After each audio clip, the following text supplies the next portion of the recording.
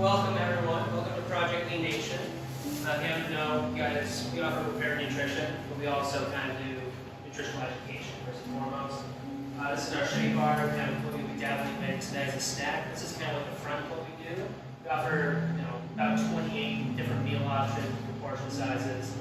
We're here to kind of help you reach your goals through proper diet, proper nutrition. Whether you have any dietary constraints, we can kind of sit down and work with you and create strategies to help you fuel your body accordingly. I don't know if all of you guys grow, but if you know Jason Rich, I'm a big fan of Jason Rich. I've done a lot of work with him in the past. So there's a little connection point there from a community standpoint. My name is Will Perigo. This is my memoir. If you guys have any questions afterwards, we'd love to kind of sit down, talk with you guys one-on-one, kind of about more of what we do. Zach's here with us represented, so I'll be in the class, kind of joining along, but I'll pull us aside if you have any questions. That's what we're here for. Thank you, Jason, a Geneseo coach? RIT. I recognize the name. Take it away. Fantastic. Well, thank you guys so much for coming out and braving the cold. Because it has been just like freezing. This morning I went running and like my fingertips were like getting like that. Like, oh yeah, that's what it's like with it being like 21 degrees out. So I appreciate you guys coming out. So, and most of you know me. But I'll chat a little bit just about me. I'm a physical therapist. I'm also a rowing coach. I'm a mother of 4, a wife. So Rowing on the Square is my physical therapy clinic where I treat rowers and I treat people with repetitive stress injury. So anyone who is doing an activity where you're using your body over and over again to complete your activity, I see them if they happen to get an injury. So I work with runners, I work with crossfitters, and of course my favorite people, my rowers. So, and I know today isn't lost on me the fact that like I'm a black woman and it's Martin Luther King Day, and I'm here to talk about functional breathing, which is really kind of ironic in a way and wonderful that I can share that about breathing, as we know that that's something that on this special day where everyone is trying to be in their community and being helpful, this is my way to kind of be helpful in honor of. So, let me just grab a little sheet here so we can start talking. So, how did I get involved with functional breathing? Like, it kind of happened upon me. I went to a seminar last year, and it was in a room full of physical therapists, and we all think, because we're physical therapists, we're like, okay, we're going to go out in the morning, and we're going to do this workout. And the seminar was in Colorado, so we're at altitude. So all of us are out there doing this workout. We're running around the parking lot of the hotel, which was probably, it was like maybe 0.7 of a mile. We do the 0.7 loop. We're doing the squats, we're doing the lunges, we're all being like, super healthy performance PTs. And I see this one guy over there, and he is just a dynamo. Like, I would do one loop and do like my exercises, and he would be back around. I'm like, dude, are you an endurance runner? Are you one of those like crazy people who's like always out running? He's like, I barely run. I'm like, we barely run? No. And so then I was like, well, what's your deal? And he's like, I work with breathing. He's like, all the PT I do is with breathing. And he was starting to explain to me that he's able to control his breathing, and that he's learned to modulate his breathing during his training, that he can really jump into anything and be able to work through it. So then I was like, okay. I was like, Andy, we need to work together. So I've been working with Dr. Andy, and I have this little QR code over there. So if you're interested in any of his, he has a free module that you can watch on his Ethic, but he also has some other courses too. So if you're interested in kind of taking this to the next level, because I know tonight we're not going to be able to get into everything, but we can start just talk about our breathing and talk about function. And he's actually a student of Mary Mastery. Mary Mastery is a PT guru who teaches breathing, but not at performance level. She teaches it through pediatrics. So taking small children who have disabilities and need help managing their breathing in order to improve their function, that's really where Dr. Andy learned his information and then moved from there and took it to that next performance level. So it's really, really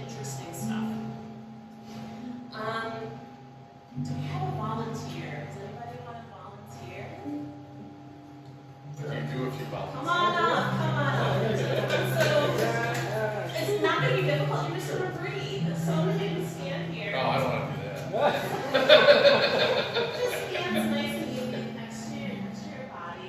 And just gentle, slow breathing. So you're calm breathing. So just taking a look at how our friend here is going to read it. Zach.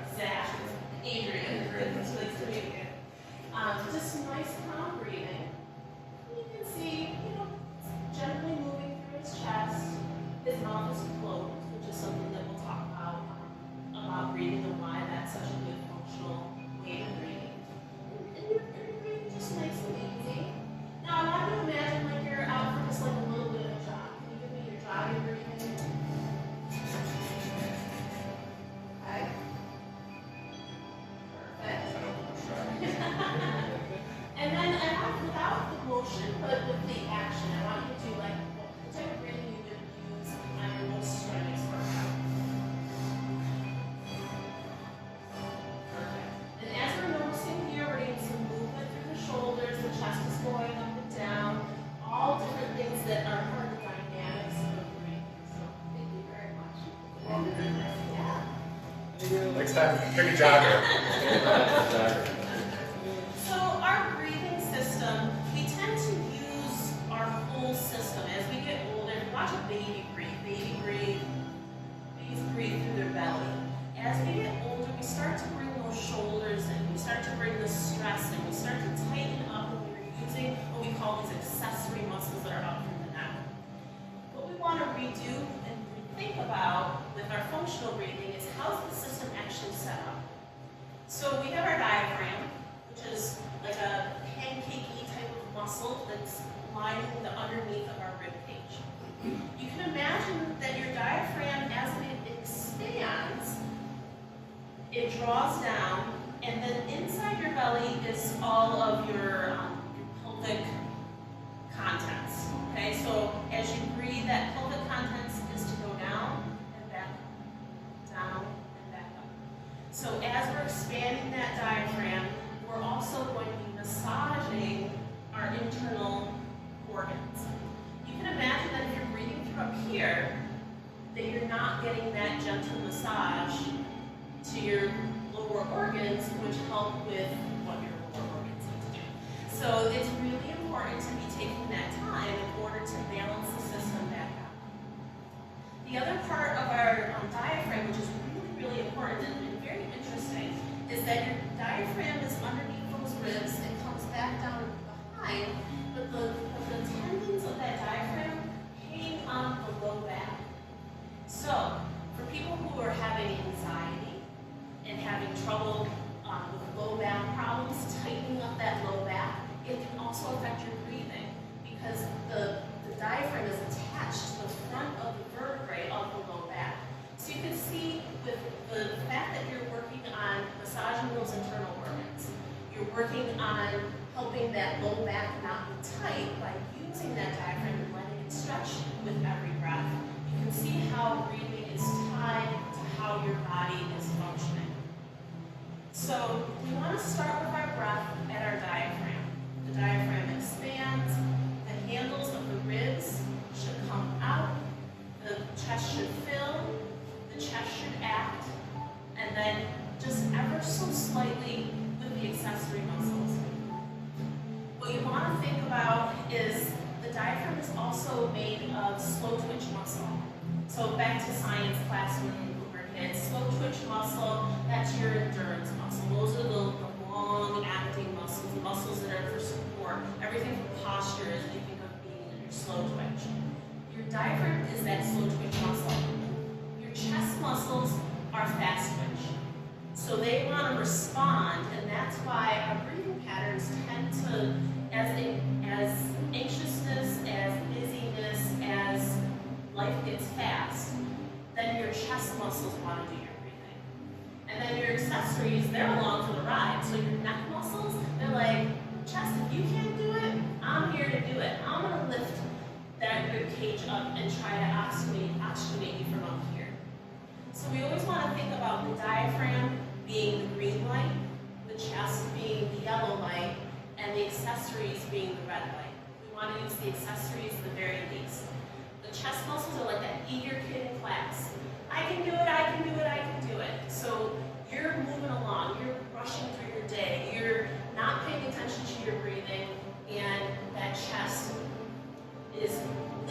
you up and trying to oxygenate you the whole time. You're busy doing notes. It's trying to give you that oxygen that you need, when it really is that diaphragm who sits in the back of the class. And the chest is like, no, no, no, I know the answer. And the accessories are like, you need some help with this. So we're trying to retrain this whole system so that the diaphragm is doing the start of the work, the chest comes in next, and then that accessories are later. So I'm gonna use the shirt for a minute. It'll make it a little bit easier to see. So everybody kind of tap up here. And we're gonna work our way down. When you feel the soft spot, stop at the soft spot. So like xiphoid or where people do CPR, that's about where you want to be. And that's your diaphragm.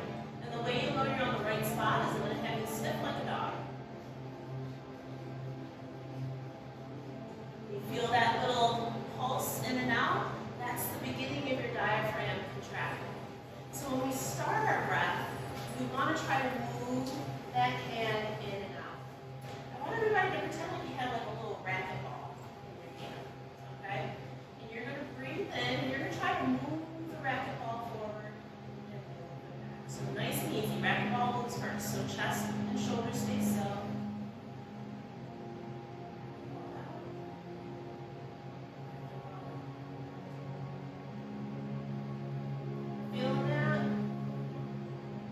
Feel that diaphragm doing its job. That's perfect. Next, we're going to take the hand and we're going to put it off to the side here so it's on the ribs. We're going to look for the hand to move and then the rib to move out to the side. So breathe in.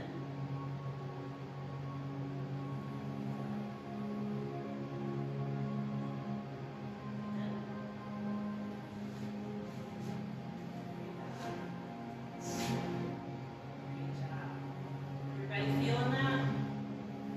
So as we're working through our breathing, we want to see diaphragm first, and then we're going to add in that chest second. So leave that hand down on the belly, so the fingertips are on the diaphragm, palm of the hand still on the rib, hand up on the chest. So we're going to breathe in, and we're going to make the chest go third. So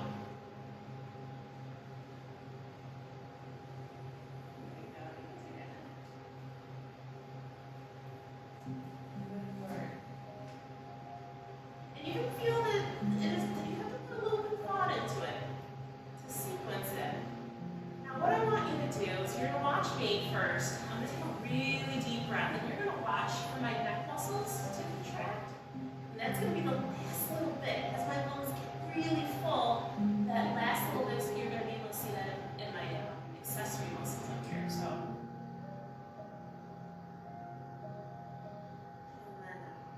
So you see just a little flicker of those accessory muscles. You're not going to want those accessory muscles to be doing this when you're breathing. You want them just to do a flicker of motion.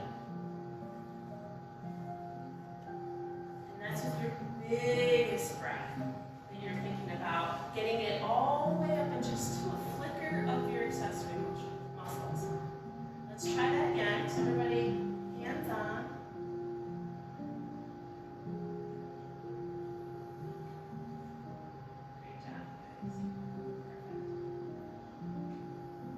So we talked about how that lung is expanding and the diaphragm's pushing down, and that's working that lower pelvic area. A lot of people are talking about pelvic health right now.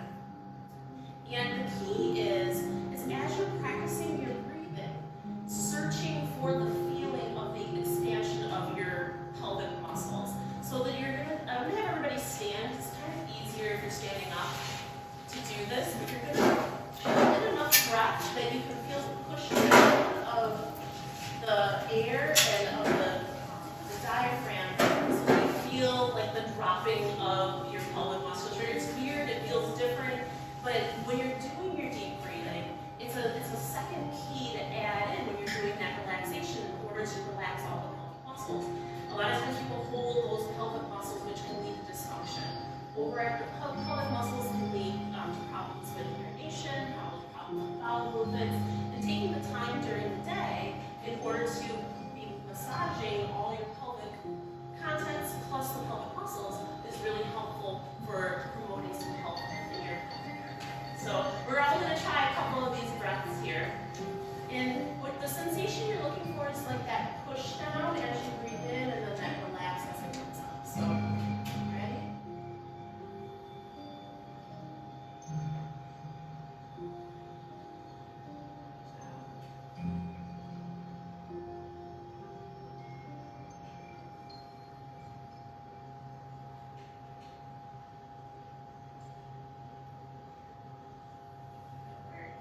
And it's ever so slight.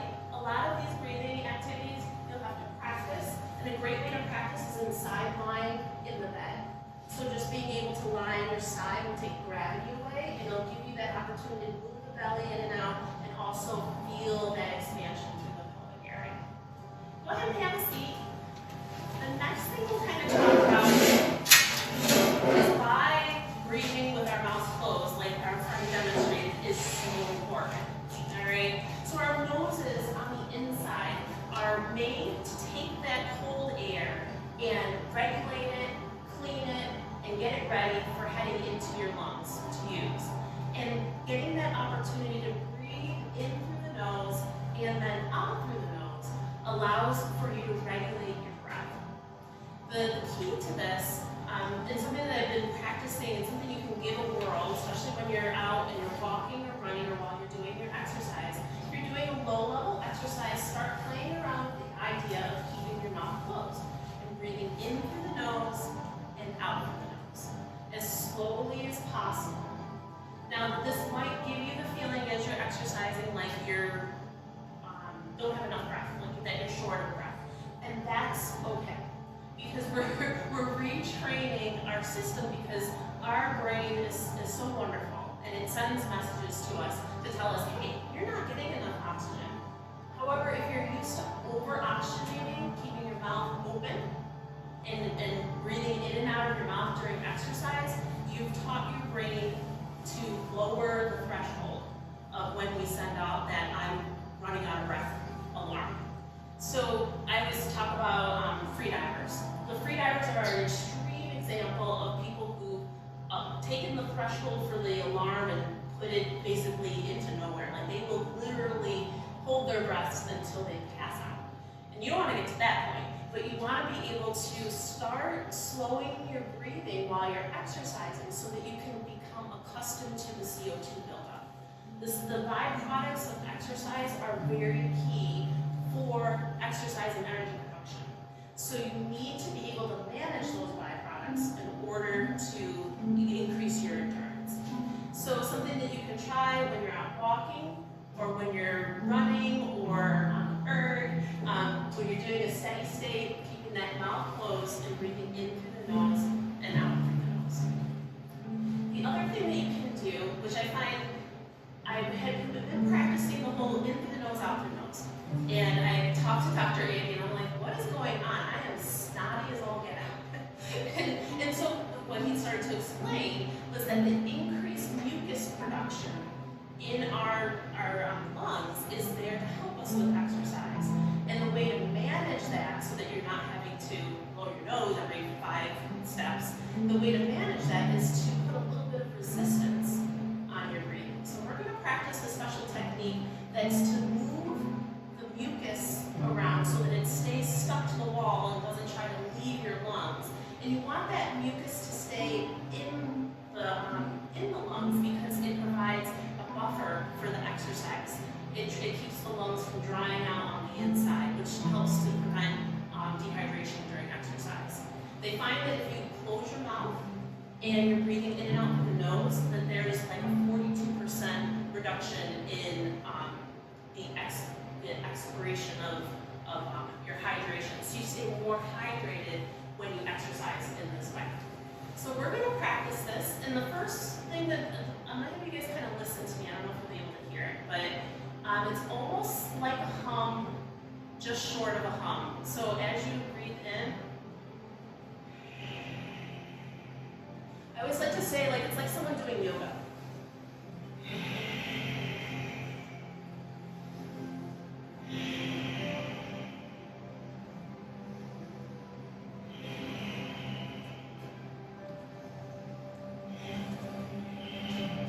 So I want everybody to try putting a little bit of resistance on their breathing here. You're going to breathe in through the nose, and then you're going to give it a little bit of resistance on the way out.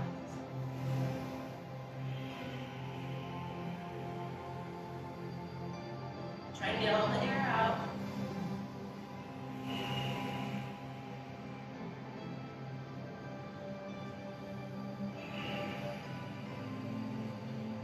So these are the two types of breathing. So just the in and out of the nose,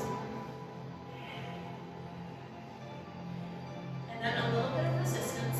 Those are our training zone breathings. So if we're training and we're trying to keep our heart rate within a comfortable level, these are the two types of breaths that are most helpful for that. The next type of breath would be an in through the nose and an out through the mouth.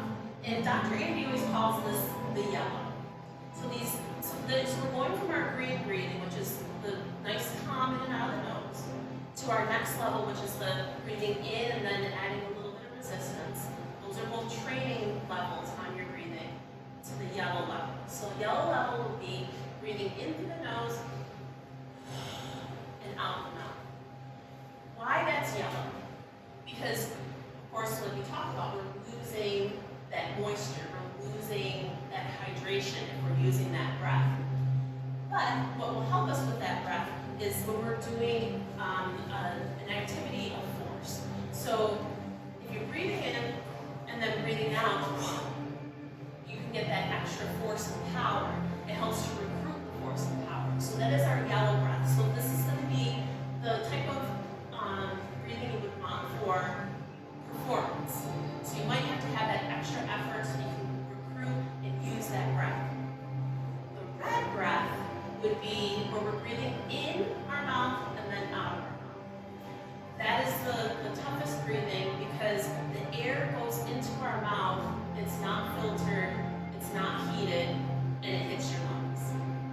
And so the key is to start being aware as you're doing your exercise. Am I in the red zone? Am I breathing in and breathing out of my mouth? So then when you say to yourself, yes, I am, I'm working really hard, and you say to yourself, okay, well, can I calm my breathing? Can I step into a breathing pattern that's more in that calming training zone rather than the red breathing?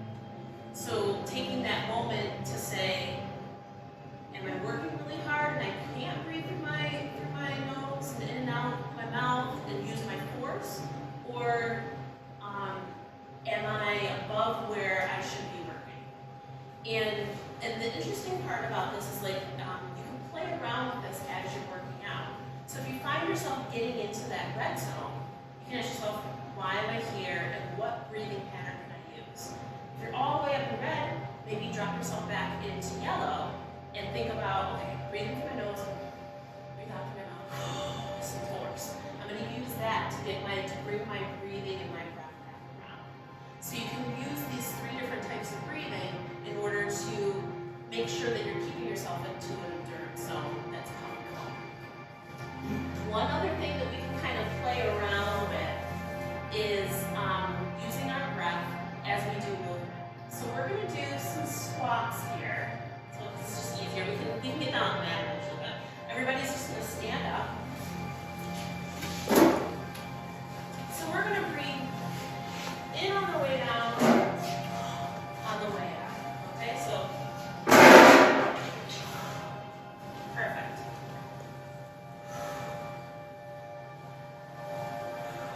Now what we're going to do is we're just going to breathe in and out nice and slowly. We're going to unpair our movement from our breath. So breathe in.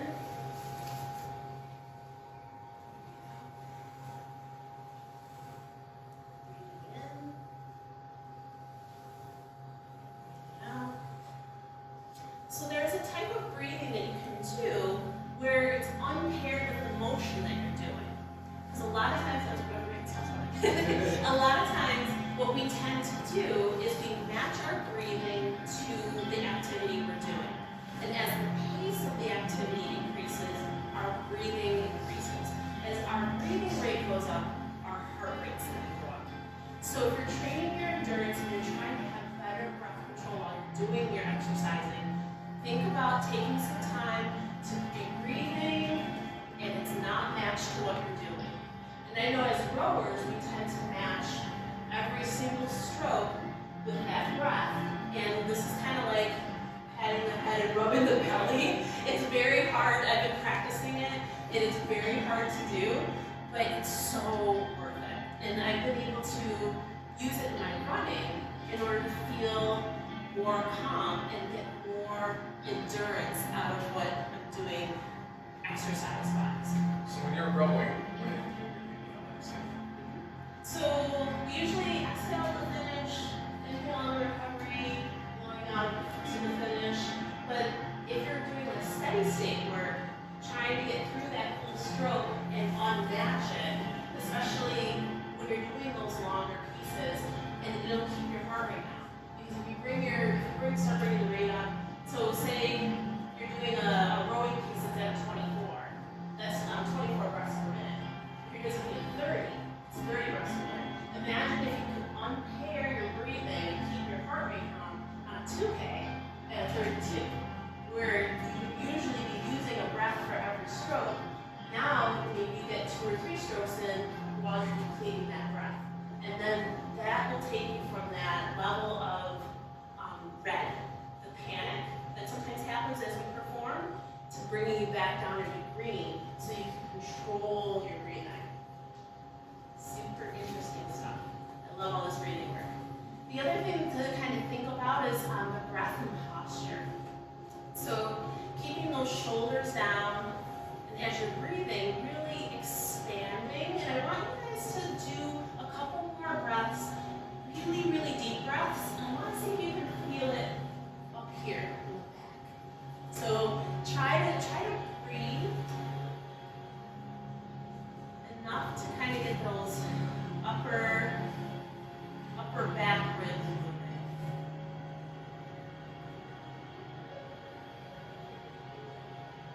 So really using your whole lungs, expanding, and then opening up the spaces in between those ribs. Those in between your ribs, you have all your intercostal muscles.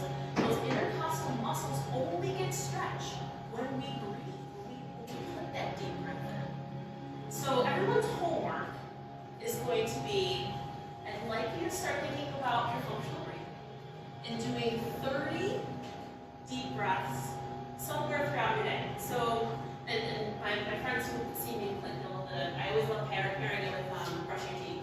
Because we talk about brushing your teeth is like such a great time, and the fact that you're in a mirror. And since we have the reflection here, this actually works really well.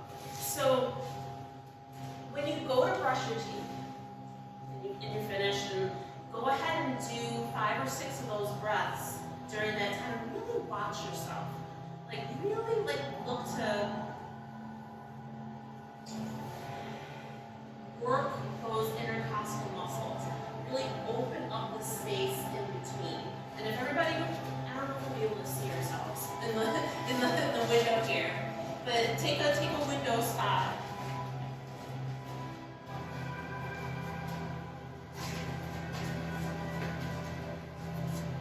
Try to make sure your shoulders aren't moving, because that's usually the first thing that people have an issue with, that the shoulders start to rise and move. Make sure all the movement's coming from the belly, and then the chest is kind of lifting up like a bucket handle. And then you'll see those accessory muscles added.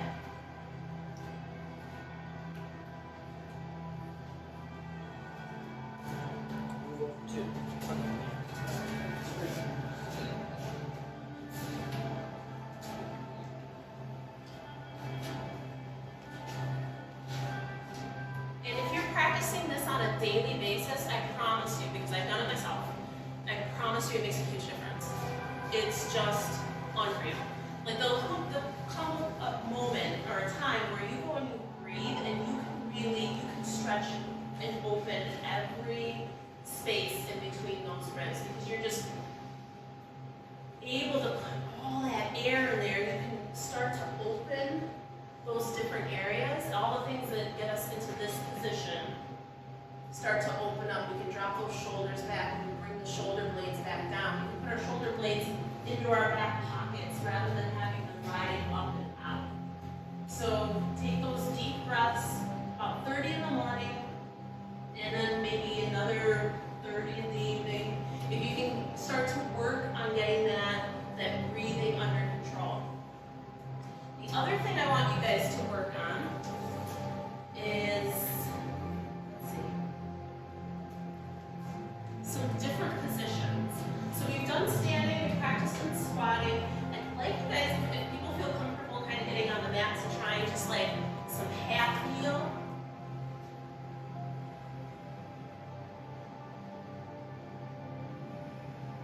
mimicking that, just a little bit of a different position. And then I'll get out the foam rollers and I'll kind of show you a couple different things that if you're feeling like you sit and type a lot, or you're feeling like you need more help with the posture. We have more yoga mats too. Okay, yeah, we have more yoga mats if you want to try. So, let's try a little, and you can join me on that little half wheel.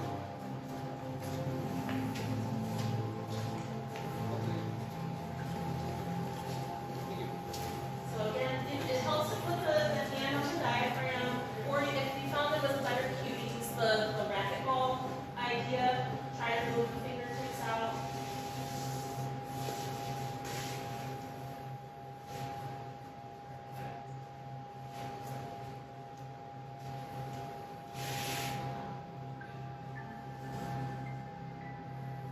And as you're breathing in, you want to think about that expansion. The breath is the expanding breath. The breath out is the collapsing breath. And when you're doing your slow breathing, it should be easy. Easy on the way in, easy on the way out. As you add an exercise, you will start to add a little bit of force, but you don't necessarily need all that force.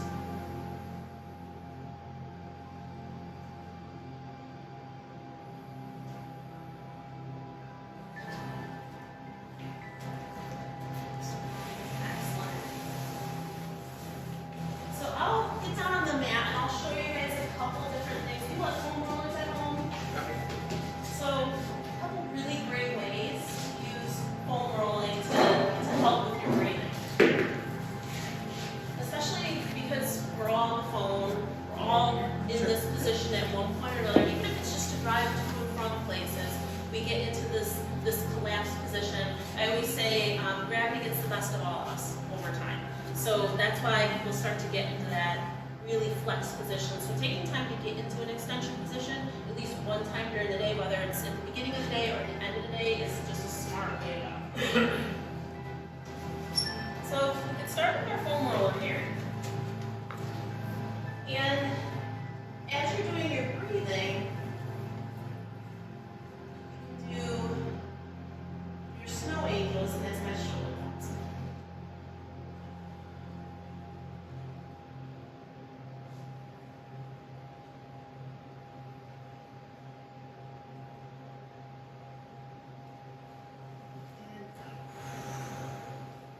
So you're looking for that expansion of that diaphragm, the chest to follow, and then also as you're moving the arms, you're going to get that stretch through this pec. You know, the pec major and pec minor tend to get very tight. That's what draws the shoulder forward, brings the scapulas up on the top of the shoulder rather than bringing them down and away. This is what can open that area. It can also relieve quite a bit of stress if you carry your stress up in your shoulders. Another one that I know I've taught Bev is some thoracic rotation. We talk about thoracic rotation all the time. Why do I love thoracic rotation? Your thoracic spine is like from here to here, and those vertebrae kind of live in this kind of setup. They're kind of like one of the spinous processes kind of right here, the other one's there. We've got 12 of them kind of lined up on top of each other. Supposed to be really great at extension. As we age, as the shoulders get drawn forward, we get into this very stiff position where those vertebrae slip forward on each other, and then we get this rounded back position. We want to start to open the back up, but a lot of times you can feel stuck if you start working on extension. A great way to start to open up the back is to work on rotation. So these vertebrae are supposed to do this motion. They're supposed to go from side to side. When we loosen them up from side to side, then we can get them to slide back down on top of each other for extension. A great way to practice that is with the elbow in between the knees, one hand behind the back, and then we're going to rotate up. And the goal is to get the shoulder and this shoulder to stack. So we're going to use our breathing while we're here.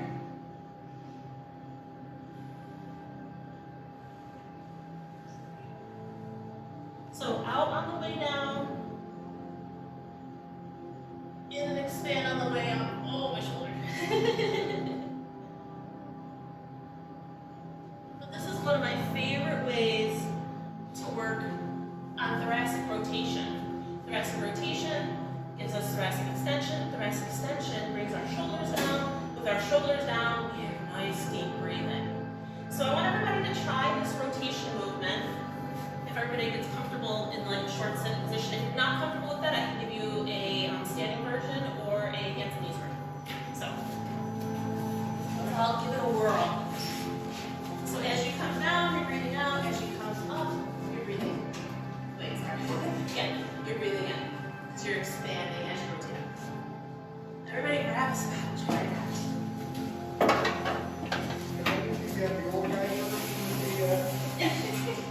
And Paul will demonstrate a very good option. Yep, that arm between knees, and the hand behind the back, and you can just sitting on a chair. So imagine you're at work, and you're on your chair. You can do it just like that. If you like to challenge yourself with a nice squat, you can do it just the way I was showing it too. I've got a couple of breaths in there. Really try to breathe in and rotate from that upper back. Really expanding both sides. Just like me, Paul's making a couple of grunts. I hadn't done my rotations today. I should have done them to warm up.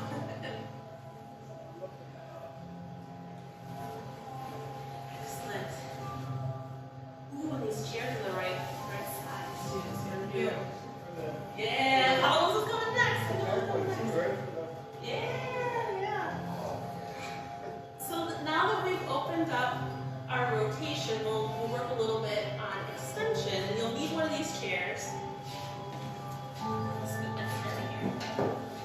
So I love when you have a nice short chair like this, because you can work your thoracic extension. So like a folding chair works really well.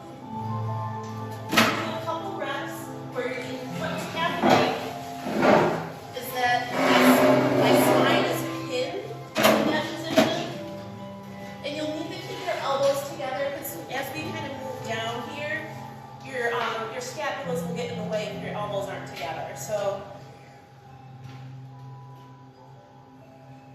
and again, we can add our breath to this. So breathing in. Ooh, that's a good stretch. And breathing out.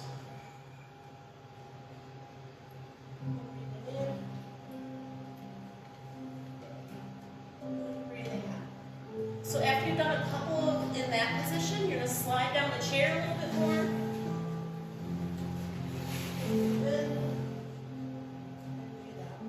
There we go. So like I said, mark these off. you got to take credit for it.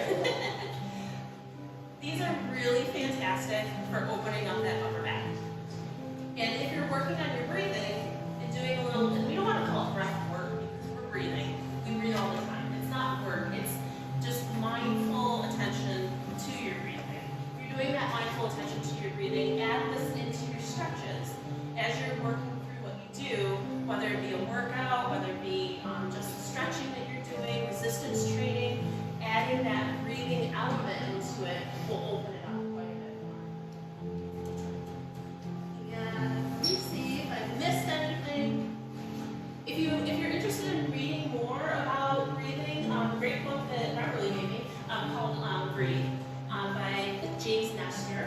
There's also another book called Jaws, which is really super interesting about how because we've moved to such soft foods that we've lost the tension and the strength in our jaw muscles, which leads to why our children need braces, and we just don't get the amount of chewing into our system that is very important for jaw position. Jaw position also affects breathing. So people who have sleep apnea, there's a couple different types. Some types of sleep apnea are obstructive, so actual deviated septum kegs the air there. they are actually from the tongue having not enough tone, and it falls back into the airway while you sleep, and it disrupts your breathing. And there are different exercises out there. I don't know if anybody's heard of mewing. Yeah, mewing's really interesting. It talks about the fact that we need to increase the amount of stimulation that our jaw muscles are getting in order to keep our airways in the proper position. Really interesting book. The JAWS book goes into a lot of different things from the moment that soft foods are introduced to children, the fact that our society has become so hypervigilant, and the fact that we don't give small children hard foods, their jaws just fall apart basically. They collapse because they don't have the strengthening and tensioning that happens to the tongue. The other thing is that the resting position for the tongue. So everybody, mouth closed, and put your tongue where you normally have it with your mouth closed. And hopefully, where's everybody's tongue right now? Anybody want to say where their tongue is? So if you want it on the top, actually, because that top position for the tongue is what gives our jaws that broadened position. And the tongue is supposed to rest at the top, and that's what those little grooves on the top of our palate are. They're actually suction cups. They're supposed to hold the tongue up in that position. But because we have soft foods, because we don't use our muscles of mastication, our tongue doesn't get the exercise that it's supposed to have. And the fact that a lot of children will put their mouths open. In this Are you position, holding it straight up or up and back? it's sort of an up. It's almost It is a little bit of up and back, and I can show you here on my crazy 46-year-old, or 45, not 46 year, 46 this year, jowls here. But if you put your tongue up and back, can you see how I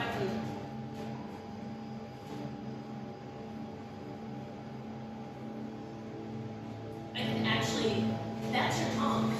Where everybody's underneath their chin is hanging down, that's the tongue. That's the tongue being in the wrong position. And that's what's causing that drawing of the lower part of the jaw down. It's really interesting stuff. The solution is to chew more. is to have foods that are challenging for your jaw regularly throughout your day. So it's just some interesting different things that they find based on our convenience lifestyle. Not that we should have shakes, we can have shakes every once in a while, but we should always be challenging our jaws to do their job and to get that little bit of extra work in. Look up mewing if you've never looked it up before. Kind of interesting stuff. Dr. Mew. I can spell it. MTW. Dr. Mew actually treats crooked teeth with exercise. He doesn't it's all exercise. It's but I mean you have to. He's done twin studies where it's one twin on, one twin gets orthodox, the other one gets the exercise. You have to stay on top of it like anything else. But the twins who their faces are relatively comparable, and it teaches the one who did the viewing to strengthen those muscles rather than to just move them in the place they're supposed to be in. So I'm always yelling at my 10-year-old because he just got out of braces and he's sitting there with his mouth open dude, close your mouth, put your tongue on top of the roof of your mouth, expand your palate because that's the time that you use to expand your palate. So. And there are some breathing specialists who do taping to help with practicing breathing at night. They'll do the taping so that you're breathing in and out of your nose. It's interesting stuff. But it all starts with just being more conscious and mindful as you're doing your day-to-day breathing. So I hope I gave you guys something that you can and think about. And one other thing, if you need to ever calm someone down, you can do like a breathing hug. You never know when you might need it. Someone's having a hard time, you give them that breathing hug, get them all the way into that hug, and you use your slow green breathing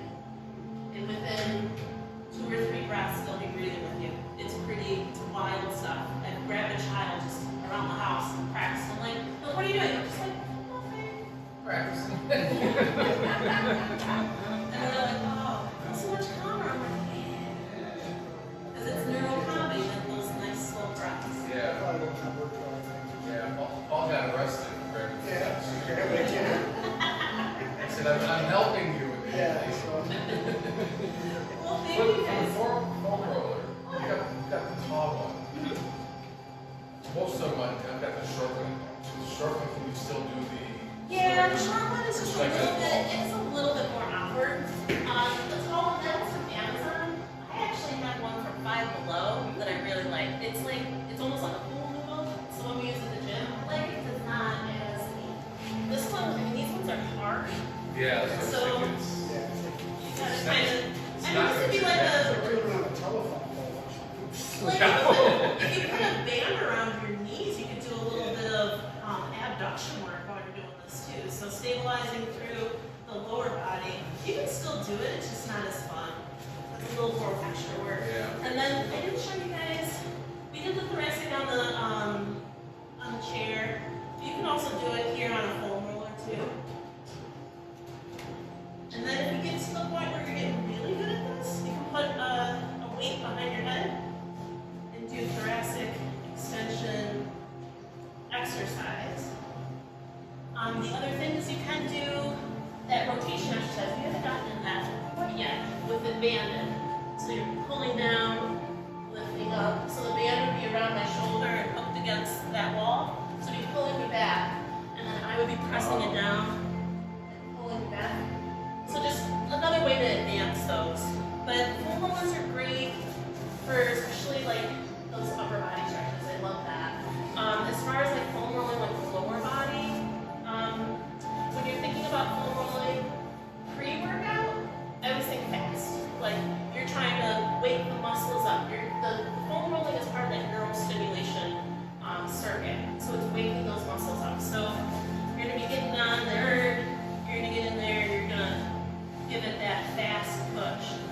If I was post-workout, I would go with that slow, neural calming, flattening out that muscle, back and forth kind of movement. But foam rollers of all different sizes are really great. The peanut is the same idea. It's just same idea. So you can do the extensions on here. Peanut's good for a couple other activities. You can use it for like balancing. Your bridges, your bridge holds. So you got it's a little bit of banded work.